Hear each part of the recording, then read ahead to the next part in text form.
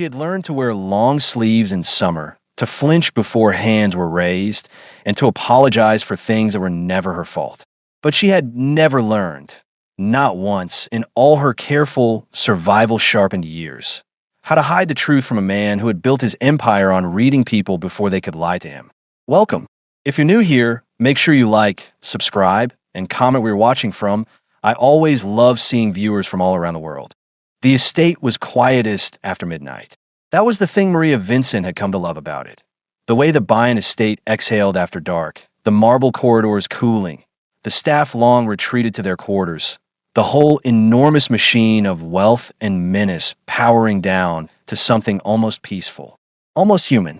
She had grown up in a two-bedroom apartment in Atlanta where the walls were thin and the neighbors were loud, and silence was a luxury no one could afford. Here, the silence was so full and so clean it felt like a gift someone had left without note. She had learned to be grateful for small things. It was a skill born of necessity, the way most of her best skills were. She was 27 now, 1 year and 3 months in her life and soul, 3 weeks in a living full-time at the estate, and approximately 412 days into the quiet project of rebuilding herself from the inside out. Not that she was counting. She was absolutely counting. The East Wing bathroom was hers between 11 and 7. Mrs. O, before she'd retired with the speed and efficiency of a woman who had been waiting for permission, had established the schedule herself, typed on a laminated card, and fixed to the back of the door like a sermon. Maria had kept the card even after Mrs. O left. It felt like the closest thing she had to a rule that existed for her benefit. She turned the shower off at 2:09 a.m. and stood in the steam, pressing her fingers to the bruise on her left shoulder the way you press a loose tooth. Not to fix it, just to remind yourself it's real. Kang Seojun had given her that one 4 weeks ago, the last night she'd spent in Itaewon. She hadn't gone back. She didn't intend to. The bruise was yellowing at the edges now, healing. The ones along her ribs were newer, older violence she'd never properly cataloged, mapped across her skin like a city she'd survived but never wanted to visit again. She wrapped herself in the towel and reached for the mirror, and she was doing what she always did, the quiet inventory, the nightly check, alone and unseen, when the door opened. She spun, and Bayan Wu stood in the doorway. He was not supposed to be in this corridor. She was not supposed to be seen like this. There were rules, laminated, specific, sensible rules, and in the 3 seconds that followed, every single one of them ceased to matter. Because he wasn't looking at the towel. He was looking at her shoulder, and the expression on his face, from a man who had no expressions, who wore his face like armor, cracked open like something had hit it from the inside. If you believe no one should have to suffer in silence the way Maria did, comment she deserved better below. Only people who side with Kang stay quiet. Nobody had ever looked at Maria Vincent like that. Not like she was broken. Not like she was pitiful. Not with that particular brand of weaponized sympathy that people deploy when they want to feel better about witnessing your suffering without actually doing anything about it.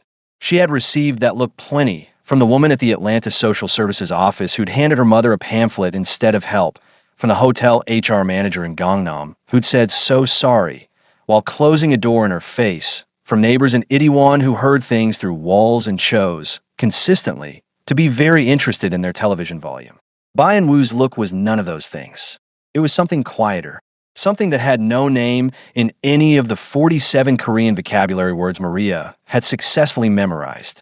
It moved across his face the way a storm moves across open water, fast, total, and completely indifferent to whether you were ready for it. She became aware, suddenly and all at once, of everything. The steam still drifting from the shower, the candlelight doing its warm, indiscriminate work on every surface. The towel clutched against her chest. The bruises she could not hide because she was not wearing the long sleeves she had trained herself to live in. The silence, which had been her friend 60 seconds ago and was now the loudest thing in the room. She opened her mouth.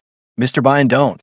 His voice was low, not unkind, the kind of low that means I'm holding something in and the effort is visible. He held up one hand, a single, still gesture, and she stopped speaking, not because she was afraid of him exactly, but because there was something in his face that made interrupting feel like a crime against the moment. He stepped fully into the bathroom. closed the door behind him with a quiet, deliberate click. And Maria did what she had been trained by 18 months of survival to do. She made herself smaller. Shoulders curved, chin angled away. The particular physical grammar of a woman who has learned that taking up space is expensive. He noticed. She could tell he noticed because something in his jaw tightened, and he exhaled through his nose the way people do when they are managing an emotion they haven't agreed to have. How long? He said. Not a question. The grammar of a man who already knows the answer, but is giving you the courtesy of delivering it yourself. Maria said nothing. The shoulder. His eyes moved, careful, clinical, the way a person looks at evidence rather than a person. Then softer, lower, the ribs. She felt her throat close. That was the thing about being seen, the actual, specific thing nobody warns you about. You spend so long making yourself invisible that when someone finally looks, really looks, your body doesn't know what to do with it. Her eyes burned. She refused, with everything she had, to let that become tears. I'm fine, she said. Her voice came out steadier than she deserved. You're not. He said it simply. No drama, no performance. Just the flat, clean delivery of a man who has been lied to by professionals and knows the difference. She laughed. She didn't mean to. It came out small and broken and slightly hysterical, the kind of laugh that is actually a sob wearing a costume. I'm fine, was the sentence she had said more than any other in her life. She had said it to her mother at 17 when the rent was 3 months behind. She had said it to herself in the Itaewon bathroom with ice on her shoulder. She had said it so many times it had stopped meaning anything, like a word you repeat until it loses its shape. Apparently, it had also stopped convincing people. Bai and Wu crossed the bathroom in 3 steps. She counted, she didn't know why, and crouched down until he was below her eye level. Crouched, the most powerful man in Southern Seoul, lowering himself so she wouldn't have to look up at him. Her composure didn't crack. It shattered. The first tear fell before she could catch it. Then the second. Then she stopped counting those too, because some things like how long you've been hurting and how much and how quietly stop being numbers and become simply the truth. He didn't move, didn't reach for her, didn't fill the space with words the way people do when silence makes them uncomfortable. He simply stayed there, solid and still, and let her cry in the way that only a person who has sat with their own grief knows how to do, without flinching, without fixing, without looking away. Outside, Seoul continued its indifferent, glittering business. Inside, something shifted Maria Vincent's chest, something small and calcified and very, very old, and began, quietly, to loosen. If Kang Seojin's name makes your blood boil, comment she deserved better and subscribe. Only the Kangs of this world will scroll past. Bai and Wu had a rule about emotions. Specifically, he didn't have them, or rather. And this was the more accurate, more honest version that he would never say aloud to another living person. He had them the way a house is a basement. They existed. They were real. He simply kept the door locked, the light off, and never went down there if he could help it. He had built an empire on that basement door staying shut. And yet, here he was, crouched on Italian marble tile at 2:17 in the morning, watching a woman he employed cry with the quiet, controlled devastation of someone who had been doing it alone for so long she'd forgotten it was allowed to be witnessed. His knees were starting to ache. He didn't move. He was not, it turned out, willing to move. This was new information about himself. Maria cried the way strong people cry. Briefly, furiously, and with the expression of someone deeply annoyed at their own tear ducts. She pressed the back of her wrist to her eyes, took one sharp breath, then another. Then she straightened, rebuilt her face into something composed, and looked at the wall just to the left of him like it had personally offered her sanctuary. I don't usually, she started. I know, he said. She looked at him then, really looked, the way she'd been carefully avoiding since he walked through the door. And something in her expression shifted, not softening exactly, more like a door opening a single cautious inch to check the weather. You don't know anything about me, she said. Not unkind, just precise. I know more than you think. That landed differently than he intended. He watched her process it, the slight stillness, the recalibration behind her eyes, and he understood, belatedly, that to a woman who had been surveilled and controlled by a man like Kang Seojin, The sentence, "I know more than you think from a powerful man," in a closed room at 2 in the morning was not reassuring. It was the opposite of reassuring. It was the kind of sentence that made people calculate exit distances. He straightened, stood, took a deliberate step back, putting space between them that she hadn't asked for but clearly needed. "Kong Seo Jun," he said. The name hit her like cold water. Every muscle in her body went taut. He saw it, the full body remembering that trauma does, the way the past lives in the shoulders and the jaw and the hands before it reaches the brain. "How do you?" She stopped. Her eyes sharpened. The corridor. 6 weeks ago. It wasn't a question. She'd figured it out in real time.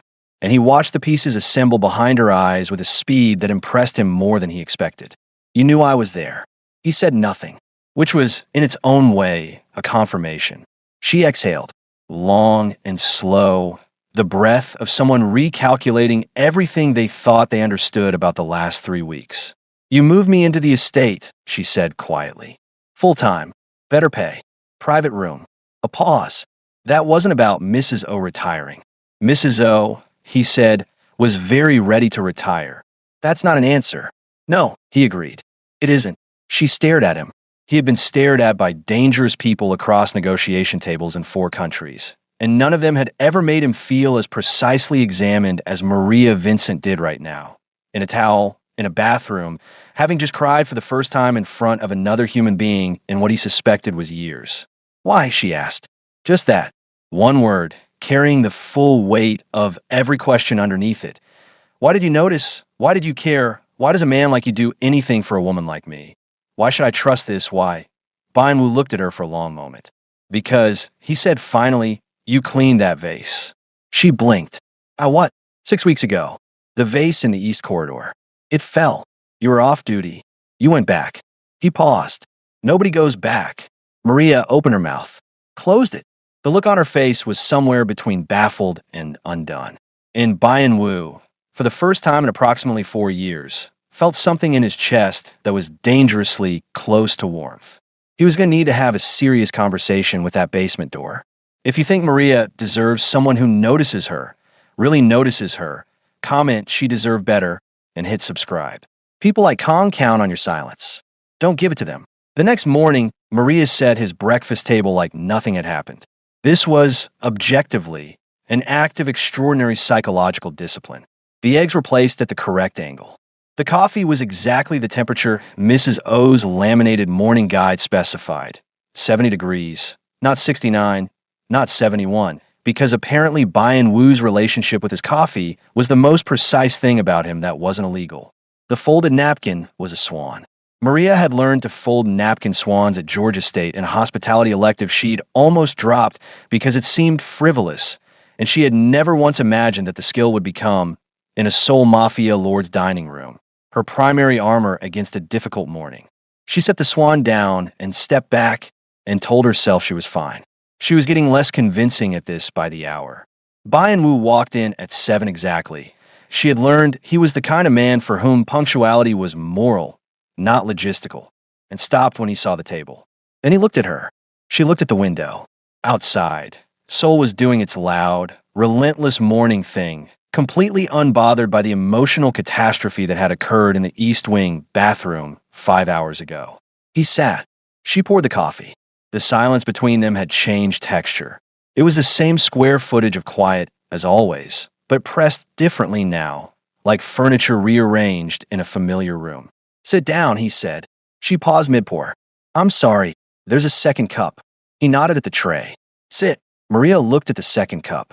She had placed it there herself, a reflex from setting tables for 2 during catering work in Atlanta, and had not registered it until this exact moment. Her own subconscious had betrayed her with tableware. She sat. He drank his coffee. She drank hers. The swan napkin sat between them, looking unbearably pleased with itself. "I'm going to ask you something," he said, "and I need you to answer without apologizing first." She wrapped both hands around her cup. "I don't apologize that much." He looked at her with the patient expression of a man who has receipts. "Fine," she said. "Ask. Is there anyone, family, a contact, an embassy, anyone in Seoul who knows your situation?" He paused. The real situation. The word situation did a lot of work in that sentence, and they both knew it. Maria felt something tighten in her chest. Not fear, exactly, more like the particular ache of a question that exposes how completely alone you have been managing to be without quite admitting it to yourself. My mother thinks I'm thriving, she said. The word thriving came out with a slight, involuntary curl of irony that surprised even her. I send her money every month. She sent me Bible verses and asks if I found church. She paused. I haven't found a church. And here, anyone here? She thought about it genuinely, ran the honest inventory. The agency coordinator who'd placed her, who was professionally kind and personally uninvested. The two other estate staff members who were polite in the way of people who have learned that curiosity is expensive. Mrs. O, who had seen something, Maria believed that now. Believed the old woman had known and said nothing and arranged everything in her particular silent, sighing way, but who was now in Busan with a tripled pension and a garden. No, Maria said. No one. Bai Wu set his cup down, looked at her with the kind of steadiness that made her feel simultaneously seen and terrified of being seen. You do now, he said. She stared at him. He said it the same way he said everything. Flat, certain, no performance attached. Like he was reporting a fact rather than making a declaration. The coffee is 70 degrees. The meeting is at 9. You're not alone anymore.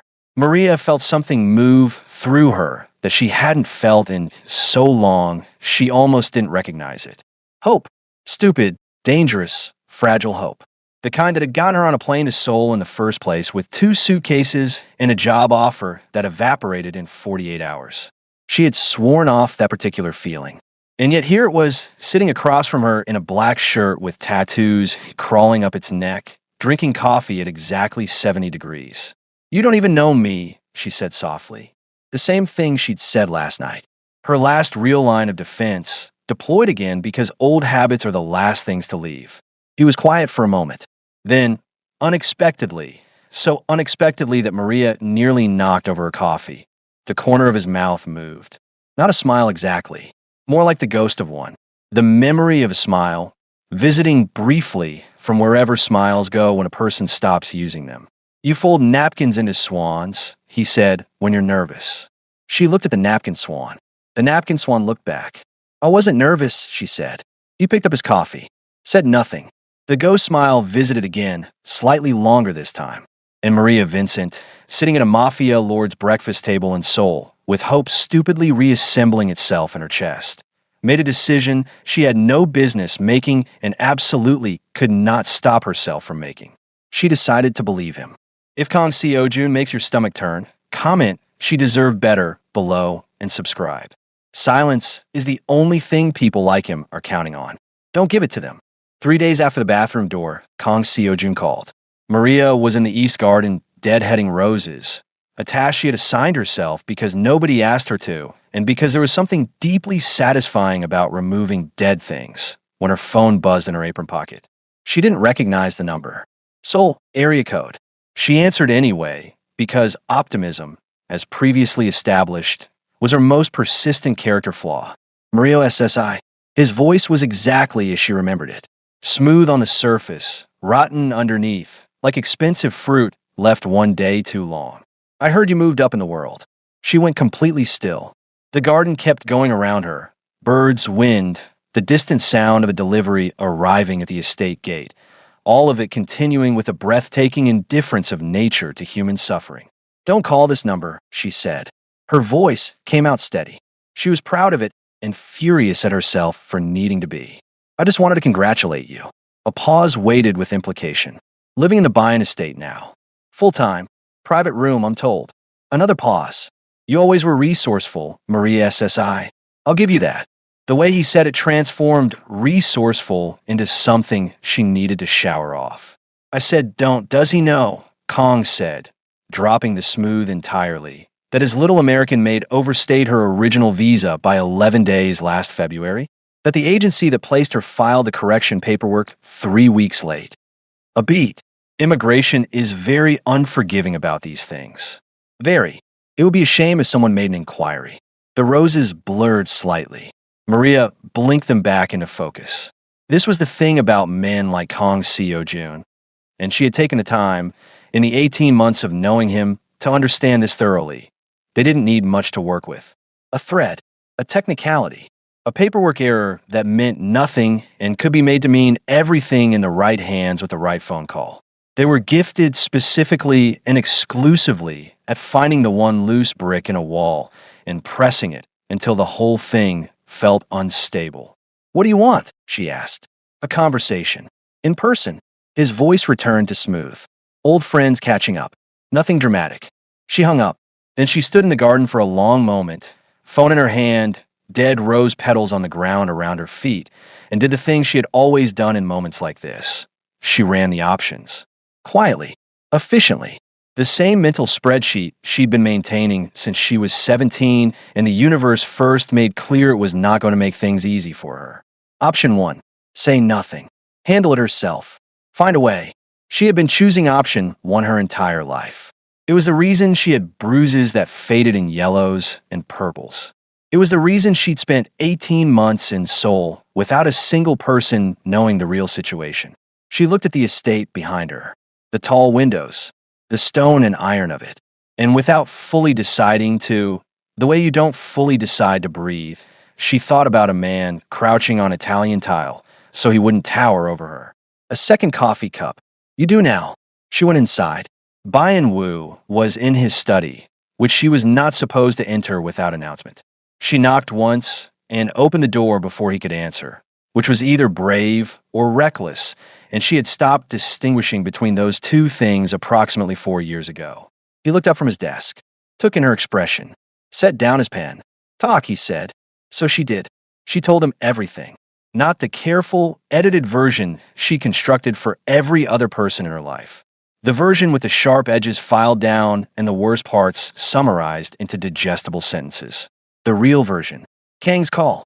The visa threat. The 18 months of it. All of it arriving in the quiet study in a voice that didn't shake even when the rest of her wanted to. When she finished, the room was very still. Byun-woo had not moved once while she spoke. Had not interrupted, had not shifted, had not performed the listening. He had simply done it, with the complete, undivided attention of a man who understood that some things deserve to be heard in full before anything else happens. The silence, after, lasted 4 seconds. Then he picked up his phone. "June," he said, when someone answered. His voice had changed. Not louder, never louder, but different. The way a temperature drops before a storm. Find out everything filed under Kong Seo-jun in the last 90 days.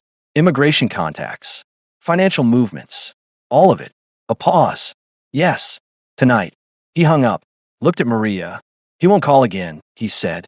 She searched his face for something to be afraid of and found. Instead, something she had no category for, the specific, unfamiliar feeling of someone else carrying a weight she had been holding alone for so long her arms had forgotten what empty felt like. "You don't have to, Maria." Just her name. The way he said it in the bathroom. Like something that mattered. She closed her mouth. Outside, Seoul moved and glittered and didn't care. Inside the study, something shifted between them. Not the careful, tentative thing from the bathroom. Not the fragile hope from the breakfast table. Something older. Steadier. The kind that forms not in grand moments, but in the accumulation of smaller ones. A second cup, a crouching man, a door opened, a weight finally shared. She nodded once. He nodded back. And Kong Seo-jun, sitting somewhere in Seoul with his smooth voice and his loose bricks, had absolutely no idea what he had just walked into. If people like Kong make your blood boil, comment, "She deserved better," and subscribe. The Kangs of this world count on good people staying silent. Prove them wrong. Kong Seo-jun was eating samgyeopsal in a Busan restaurant when his world ended quietly. No dramatic entrance. No black cars pulling up outside. No men in suits kicking down his door the way it happens in the movies that villains apparently watch and take notes from. Just his phone lighting up, one call after another, each one delivering a smaller, more precise piece of catastrophe. His business license flagged for audit, his immigration contacts suddenly unavailable, his bank accounts frozen pending a financial investigation filed by parties unnamed, and his landlord, of all people, calling to inform him that his lease would not be renewed due to unspecified regulatory concerns. The samgyeopsal went cold. Kong sat there in the restaurant with the particular expression of a man who has spent years pulling loose bricks from other people's walls and has just realized, too late, that someone has been quietly, methodically removing every brick from his. He tried calling Maria once. The number was disconnected. He sat for a long time after that, staring at his cold pork belly, and somewhere in the wreckage of his evening, he arrived at a realization that better men reach much earlier in life, that there's a specific, irreversible kind of foolishness in mistaking someone's silence for weakness. Maria Vincent had been quiet. She had been careful. She had paid on time and cleaned the floors and absorbed every cruelty he dispensed and said nothing to no one. And then she had said something to exactly the right person. He paid his bill, left no tip. It was, in the end, a very on-brand exit. Back in Seoul, Maria didn't know the details. She knew only that Byun Woo had made one phone call on a Tuesday evening, and that by Thursday morning June, a quiet man with careful eyes who handled things she had learned not to ask about, had placed a sealed folder on the study desk and left without speaking. She knew that Byun Woo had looked at the folder, then looked at her across the hallway, where she was pretending to arrange flowers, and given her a single nod. She knew what the nod meant. She went back to the flowers and stood there for a moment, hands buried in white chrysanthemums, and let herself feel it.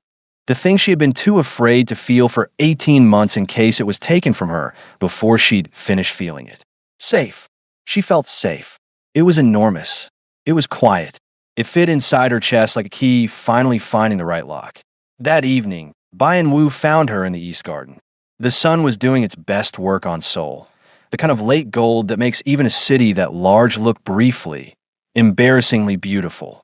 Maria was sitting on the stone bench near the roses she'd been deadheading 3 days ago, her shoes off, her feet in the grass, looking at the skyline with the expression of someone who has set a very heavy thing down and is only now noticing how beautiful everything looks when your hands are empty. He sat beside her, not close, just near. They were quiet for a while. It was a different quiet from all the others. Not the loaded silence of the bathroom, not the careful silence of the breakfast table. Something easier, something that didn't require managing. My mother called this morning.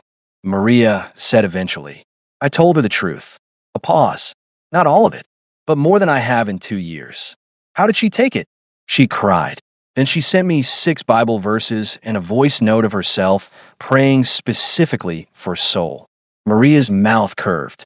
She also said, and I quote, "If that city has been treating you like that, Maria Jean Vincent, then that city owes you everything it's got." Byun Woo was quiet for a moment. Then he laughed. It came out rusty and slightly startled, like something that hadn't been used in a very long time and wasn't entirely sure of the occasion.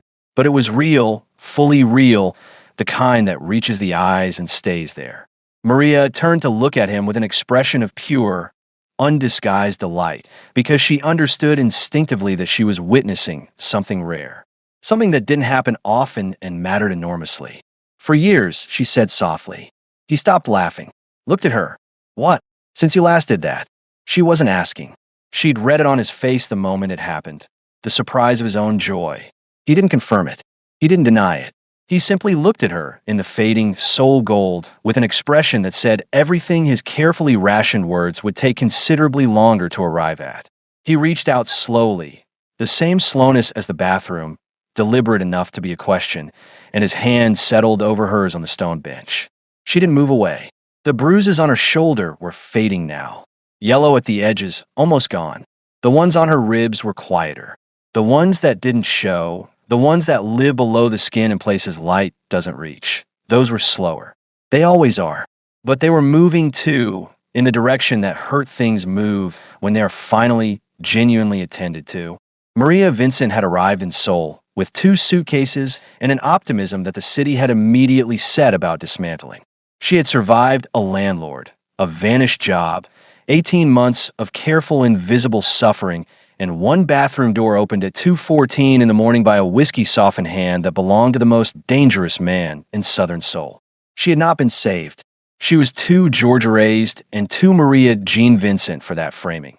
And her mother's voice was too loud in her head for any story that cast her as a woman who required rescuing. She had simply, finally, let someone stand beside her. There is a difference. It matters. She knew it in her bones. The Seoul skyline held its gold for another few minutes before the dark came in. Bai Wu did not move his hand. Maria did not move hers.